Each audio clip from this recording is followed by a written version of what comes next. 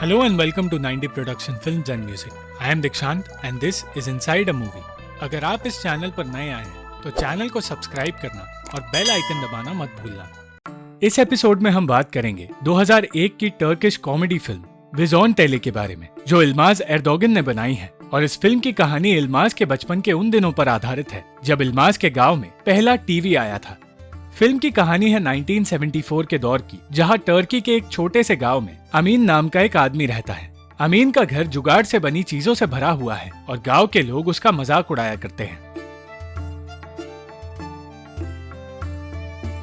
कभी कभी रेडियो पर एक गाना बजते ही अमीन पहाड़ों की तरफ दौड़ता है,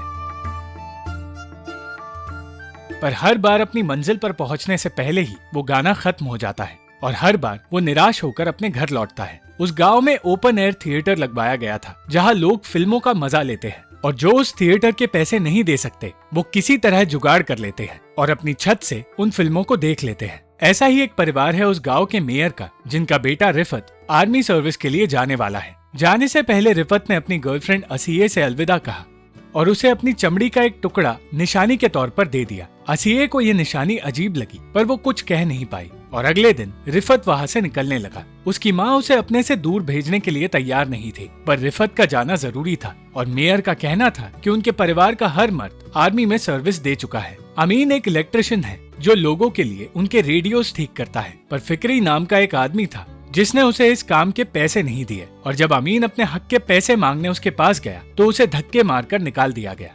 एक रात मेयर को पता चला कि उसके परिवार के लोग छत से फिल्में देखा करते हैं और पास की दुकान से वो लोग तरबूज भी चुराते हैं। वो ये जानकर बहुत नाराज हुआ और इस बात से उसे ज्यादा तकलीफ हुई कि वो लोग उस आदमी लतीफ के लगाए थिएटर में फिल्में देखते हैं, जो आदमी मेयर को बिल्कुल पसंद नहीं। अमीन दिमागी तौर से थोड़ा कमजोर था, जिसका फायदा कई लोग उठाते थे और उसका मजाक बनाते थे।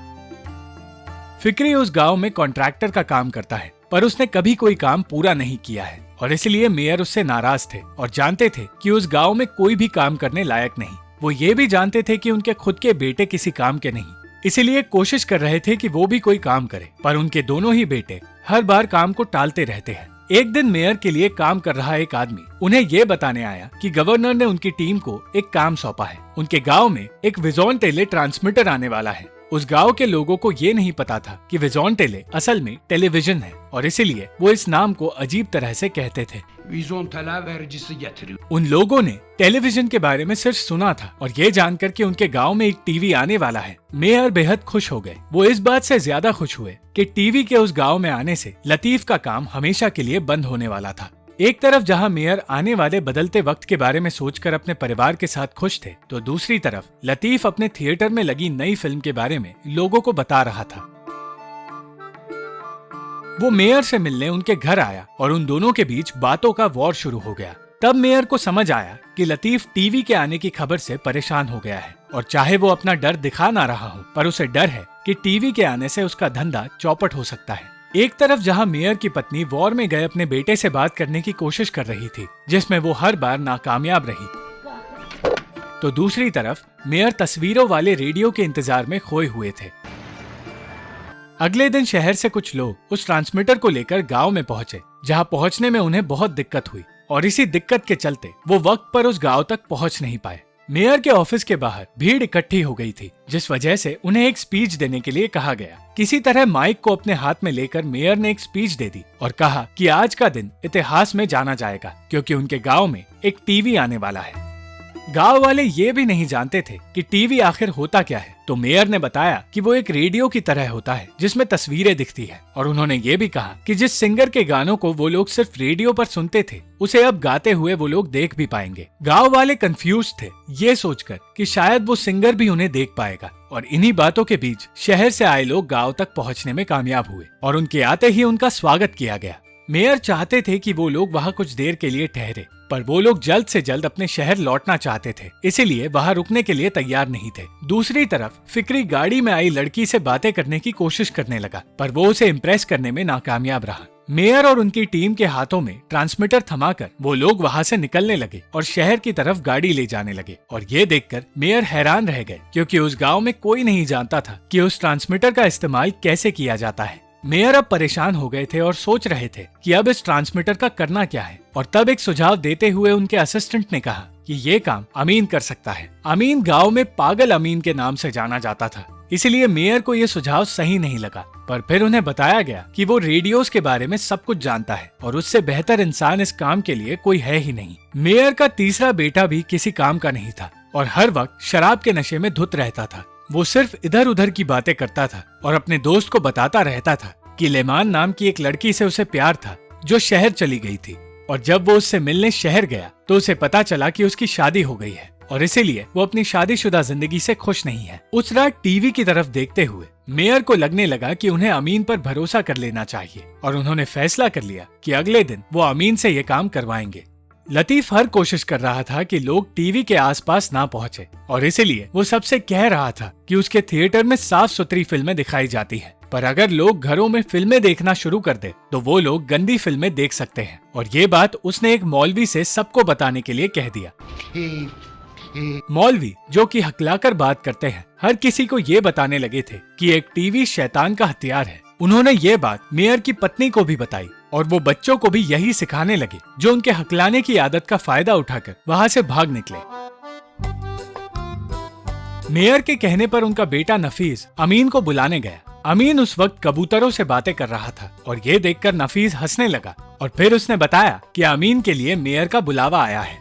इन बातों के बीच अचानक रेडियो पर वही गाना बजने लगा और अमीन पहाड़ों की तरफ दौड़ा। नफीस उसके पागलपन को देखकर उसका पीछा करने लगा। इस बार अमीन पहाड़ पर चढ़ तो गया, पर फिर से गाना बंद हो गया और अमीन फिर से निराश हो गया। जब नफीस ने पूछा कि वो आखिर कर क्या रहा है तो अमीन ने बताया कि वो गाना उसकी माँ का फेवरेट गाना था, इसलिए रेडियो पर वो गाना आते ही वो उनकी कब्र पर उस रेडियो को ले जाता है। पर क्योंकि उनकी कब्र बहुत दूर है तो वो हर बार उन्हें वो गाना सुनाने में नाकामयाब रहा है। वहाँ से लौटते हुए नफीस ने अमीन को टीवी के बारे में बताया और कहा कि उसे तस्वीरों वाला रेडियो चलाने में उनकी मदद करनी होगी। तस्वीरों वाले रेडियो के बारे में सुनते ही वो बिना वक्त गवाए मेयर के घर जाने लगा और वहाँ पहुँचते ही मेयर से उसने कहा कि वो टीवी देखना चाहता है। अमीन ने उस टीवी को देखकर कहा कि वो उसे खोलकर देखना चाहता है। मेयर को उसकी बातें समझ नहीं आ रही थी, पर उन्हें भरोसा था कि वो टीवी को शुरू कर देगा। उस वक्त नफीस ने बताया कि लतीफ अपने थिएटर की दीवार और ऊंची बनवाने लगा ताकि मेयर का परिवार फिल्में ना देख पाए।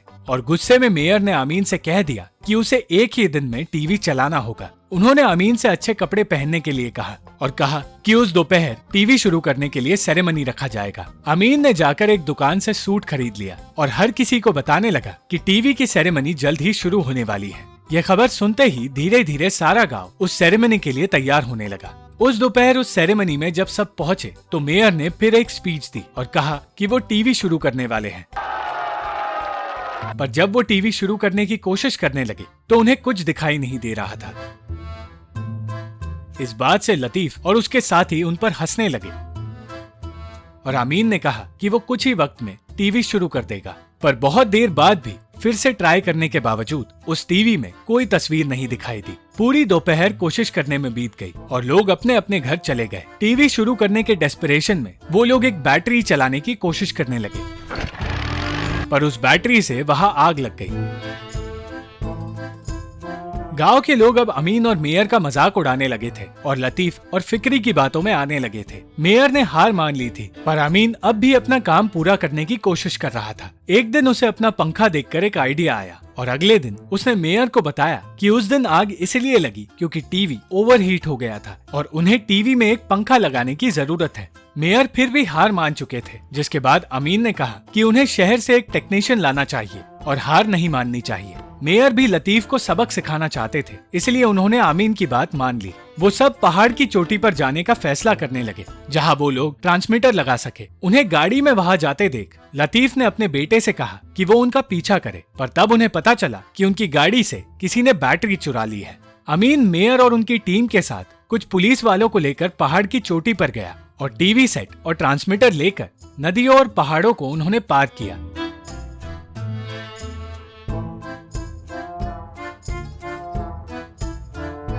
उस सफर में अमीन ने बताया कि गांव वाले सोचते हैं कि अमीन के पिता कोई महान आदमी थे जो लोगों की बीमारियां ठीक करते थे, पर सच्चाई ये है कि वो सिर्फ एक सिपाही थे जिन्होंने गांव वालों की तरह ही अमीन की माँ को भी पागल बनाया था। अमीन ने ये भी बताया कि वो एक लड़की क्रिस्टीन से प्यार करता है जो डेनमार्क में रहती है। वो एक टूरिस्ट थी जिसके लिए अमीन ने गाइड का काम किया था और जल्द ही वो उससे मिलने जाने वाला है। कुछ वक्त आराम करने के बाद वो लोग फिर अपने सफर पर आगे बढ़ने लगे और पहाड़ की चोटी तक पहुँचे। उन लोगों ने ट्रांसमीटर वहाँ लगाकर टीवी ऑन किया और इंतजार किया। उनकी सारी मेहनत सफल हुई जब उन्होंने देखा कि टीवी चलने लगा है और इसी खुशी को मनाते हुए उन्होंने एक न्यूज देखा। उस न्यूज को देखने के बाद उन्हें पता चला कि वो टीवी ईरानियन टीवी है और उस टीवी में उनकी भाषा से अलग भाषा दिखाई जाती है। ये बात जानकर वो सब निराश हो गए और पहाड़ों को पार करके चोटी तक आने की इस मेहनत पर पानी फिर गया। निराश होकर वो सब अपने घर वापस जाने लगे और वहाँ पहुँचते ही उनके स्वागत के लिए खड़े लोगों को उन्होंने भगा दिया। पर कुछ देर बाद घर में बैठे हुए अचानक उन्हें एक पुलिस वाले के चिल्लाने की आवाज आई।